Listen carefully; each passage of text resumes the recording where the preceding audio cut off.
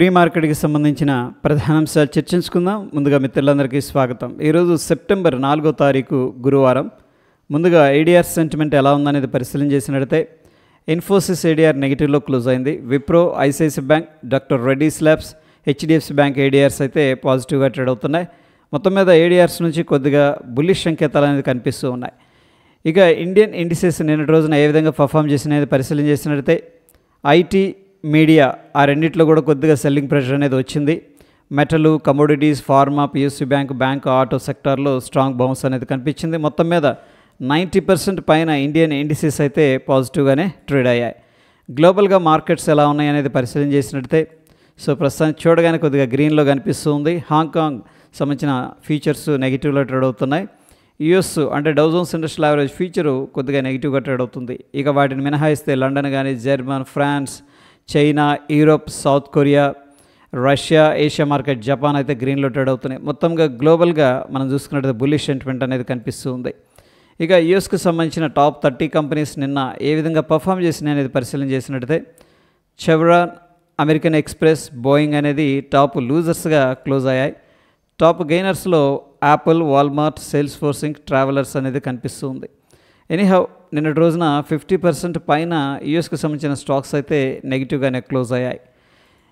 ఇక గ్లోబల్గా economic calendar అనేది పరిశీలన చేసినట్లయితే నిన్నటి రోజున జోల్స్ జాబ్ ఓపెనింగ్స్ డేటా అనేది రావడం జరిగింది. ప్రీవియస్గా ఏదైతే నంబర్ ఉందో దానికంటే మంచి నంబర్ అనేది ఫోర్కాస్ట్ చేయడం జరిగింది. ప్రీవియస్ నంబరు ఫోర్కాస్ట్ చేసిన నంబర్ కంటే కూడా తక్కువ రావడం అనేది జరిగింది. ఇది నెగిటివ్ ఫ్యాక్టర్ అని చెప్పేసి చెప్పుకోవచ్చు. ఈరోజు విషయానికి వచ్చేసరికి యూఎస్ మార్కెట్కి సంబంధించి ADP non farm employment data అనేది రిలీజ్ చేస్తుంది. ఇది వెరీ ఇంపార్టెంట్ డేటా. అండ్ మొట్టమొదటిసారి నిరుద్యోగ భృతికి అప్లై చేసుకునే వారి సంఖ్య ఎలా ఉంది, ఇనీషియల్ జాబ్లెస్ క్లైమ్స్, ఈ డేటా కూడా చూడాలి. ఎస్ఎంపీ గ్లోబల్ వాళ్ళు ఏంటంటే services PMI, non manufacturing PMI, manufacturing prices, crude oil inventory data అనేది కూడా రిలీజ్ అవుతుంది. ఇది వెరీ వెరీ ఇంపార్టెంట్ డేటా.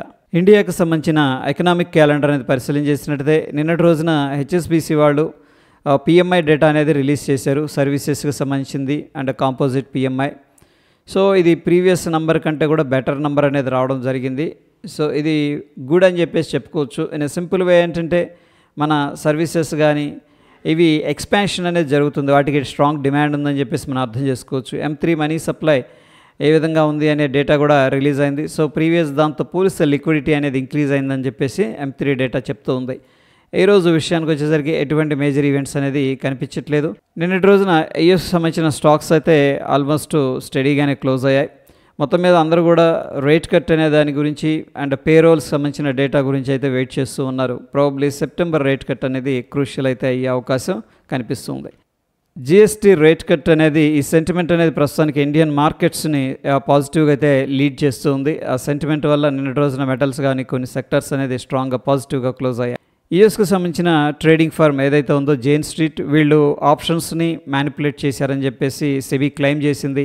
ప్రస్తుతానికి వీళ్ళు మేము ఎటువంటి మ్యానిపులేషన్ చేయలేదని చెప్పేసి అగైన్ ఏంటంటే కోర్టులో పిటిషన్ వేయటం అనేది జరిగింది. ఇది లీగల్ బ్యాటిల్ ఇండియా సెబీకి అండ్ జైన్ స్ట్రీట్కి అని చెప్పేసి చెప్పుకోవచ్చు. అయితే ఈరోజు ఫ్యూచర్ అండ్ ఆప్షన్స్లో ఎటువంటి స్టాక్ కూడా రిజల్ట్ అయితే అనౌన్స్ చేయట్లేదు. ఫ్యూచర్ అండ్ ఆప్షన్స్లో ఆర్బీఎల్ బ్యాంక్ అనేది బ్యాన్ లిస్ట్లోకి వెళ్ళిపోవడం జరిగింది. దీంట్లో మనం ఫీచర్స్ అండ్ ఆప్షన్స్ ట్రేడ్ చేయకూడదు. ఒకవేళ మన దగ్గర పొజిషన్స్ ఉంటే కావాలంటే ఎగ్జిట్ అవ్వచ్చు, లేదు అంటే కూడా హోల్డ్ చేసుకోవచ్చు. క్యాష్ మార్కెట్లో బై సెల్ అనేది చేసుకోవచ్చు. ప్రాబబ్లీ పిఎన్బి హౌసింగ్, హెచ్ఎఫ్సిఎల్ అనేది కూడా బ్యాన్ లిస్ట్లోకి వెళ్ళడానికి పాసిబిలిటీస్ అయితే కనిపిస్తూ ఉన్నాయి. ఇక నిఫ్టీ హీట్ మ్యాప్ అనేది పరిశీలన చేసినట్లయితే Tata steel, Hindalco, JSW steel, coal India, IndusInd bank అనేది నిన్నటి రోజున టాప్ గెయినర్స్గా ఉన్నాయన్నమాట. మొత్తం మీద మెటల్స్లో ఒకసారి స్ట్రాంగ్ మొమెంటం అనేది రావడం జరిగింది. ఇక Infosys, HDFC life, Wipro, Hindustan Unilever ఇవి నిన్నటి రోజున టాప్ లూజర్స్గా క్లోజ్ అయ్యాయి. Individual stocks PPL pharma, Tata steel, Kaynes, LTF, Nykaa వీటిల్లో సిగ్నిఫికెంట్గా లాంగ్ బిల్డప్ అనేది జరుగుతున్నట్టు డేటా అనేది చూపిస్తూ ఉంది. అంటే ప్రైస్ ఇంక్రీజ్ అవుతుంది, ఓపెన్ ఇంట్రెస్ట్ ఇంక్రీజ్ అవుతుంది, ఇంకా ఫర్దర్గా పైకి వెళుతుందని ఎక్స్పెక్టేషన్ పార్టిసిపెంట్స్ నుంచి ఉంది. ఎస్ బ్యాంక్, కోల్ ఇండియా, మణప్పురం, ఇండిగో వీటిల్లో సిగ్నిఫికెంట్గా షార్ట్ కవరింగ్ అనేది జరుగుతుంది. అంటే ఎవరైతే షార్ట్ చేశారో వాళ్ళు రికవర్ చేస్తున్నారు. ఇండస్ టవర్ దీంట్లో సిగ్నిఫికెంట్గా షార్ట్ బిల్డప్ అనేది చూపిస్తుంది. అంటే ప్రైస్ డిక్రీజ్ అవుతుంది, ఓపెన్ ఇంట్రెస్ట్ అనేది ఇంక్రీజ్ అవుతుంది. దీనిలో కొద్దిగా కిందకి వెళుతుందని చెప్పేసి పార్టిసిపెంట్స్ నుంచి ఎక్స్పెక్టేషన్ ఉంది. యూనోమిండా, కోఫోర్స్ వీటిల్లో ఏంటంటే సిగ్నిఫికెంట్గా లాంగ్ అన్వైండింగ్ అనేది జరుగుతుంది. ఎవరైతే లాంగ్ తీసుకున్నారో వాళ్ళు ఎగ్జిట్ అవుతున్నారని చెప్పేసి అర్థం చేసుకోవచ్చు. ఇక ఫీచర్స్ బిల్డప్ అనేది పరిశీలన చేసినట్టయితే లాంగ్ సైడ్ 71%, షార్ట్ సైడ్ 20% కనిపిస్తుంది. మొత్తం మీద సెంటిమెంట్ నిన్నటి రోజున బుల్లిష్గానే ఉంది based on the futures buildup. ఈ యొక్క ఫీచర్ నిఫ్టీకి సంబంధించింది మనం పరిశీలన చేస్తూ వస్తూ ఉన్నాం. సో కొద్దిగా ఇక్కడ సపోర్ట్ అనేది తీసుకుంది. ఒకరోజు బాయింగ్ జరిగింది, వీక్ సెల్లర్స్ అనేవాళ్ళు పార్టిసిపేట్ చేశారు. దాని తర్వాత గ్రీన్ క్యాండిల్ అనేది ఫార్మేషన్ జరిగింది. మొత్తం మీద based on the price and open interest interpretation ప్రకారం ప్రస్తుతానికి లాంగ్ బిల్డప్ అనేది జరుగుతూ ఉందని చెప్పేసి చెప్తుంది. అంటే ప్రైస్ ఇంక్రీజ్ అవుతుంది, ఓపెన్ ఇంట్రెస్ట్ కూడా at the same time increase అనేది జరుగుతూ ఉంది. ఇక ఈరోజు సెన్సెక్స్ ఎక్స్పైరీ అయితే ఉంది.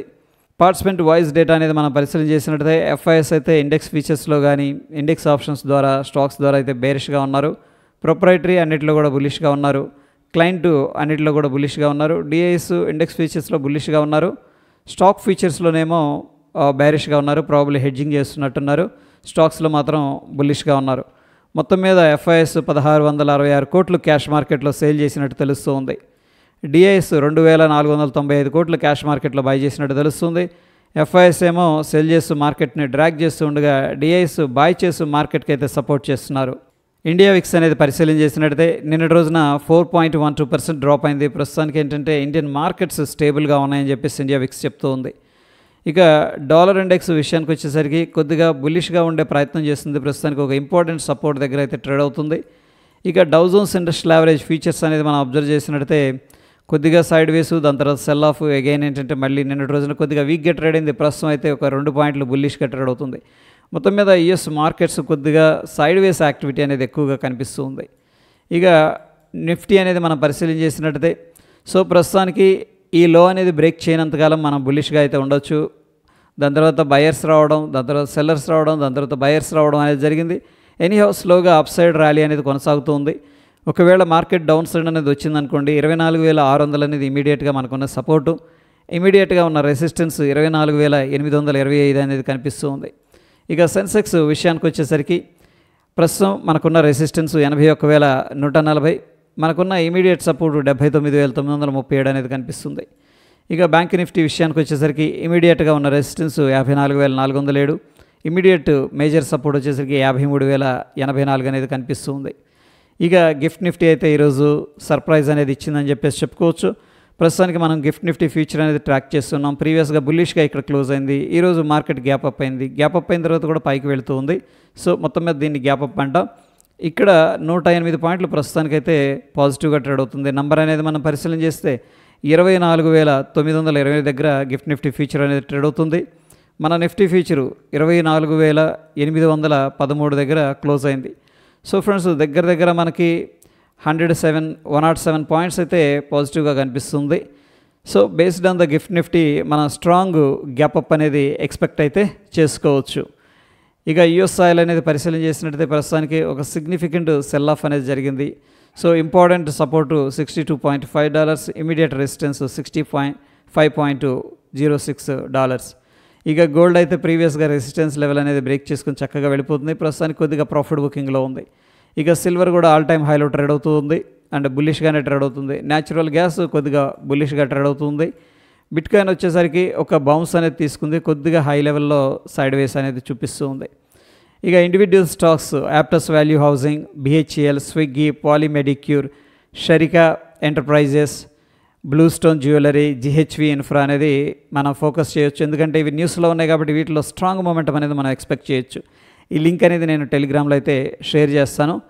ఇక టెక్నికల్గా ఇండికేటర్స్ ఏం చెప్తున్నాయి అనేది మనం పరిశీలన చేసినట్టయితే బ్యాంక్ నిఫ్టీలో డైలీ టైం ఫ్రేమ్లో స్ట్రాంగ్ సెల్ అడ్వైస్ చేస్తూ ఉండగా లోవర్ టైం ఫ్రేమ్లో బై అనేది అడ్వైస్ చేస్తూ ఉంది. నిఫ్టీలో వచ్చేసరికి హయ్యర్ టైం ఫ్రేమ్లో న్యూట్రల్లో ఉంది, లోవర్ టైం ఫ్రేమ్లో స్ట్రాంగ్ బై అనేది అడ్వైస్ చేస్తూ ఉంది. సో ఫ్రెండ్స్ మొత్తం మీద మనకి ఏడిఆర్స్ నుంచి అయితే బుల్లిష్ సంకేతాలు కనిపిస్తూ ఉన్నాయి. ఆఫ్ కోర్స్ యుఎస్ మార్కెట్స్ అంత బుల్లిష్గా లేదు, ఎట్ ద సేమ్ టైం బేరిష్గా కూడా లేదు. బట్ ఎనీహౌ ఇండియా అనేది ప్రస్తుతానికి రేట్ కట్ ఏదైతే ఉందో ఆ యొక్క న్యూస్ని పాజిటివ్గా అయితే అబ్జర్వ్ చేసుకోవడానికి ట్రై చేస్తూ ఉంది. దాన్ని సెలబ్రేట్ చేసుకుంటూ ఉంది మార్కెట్.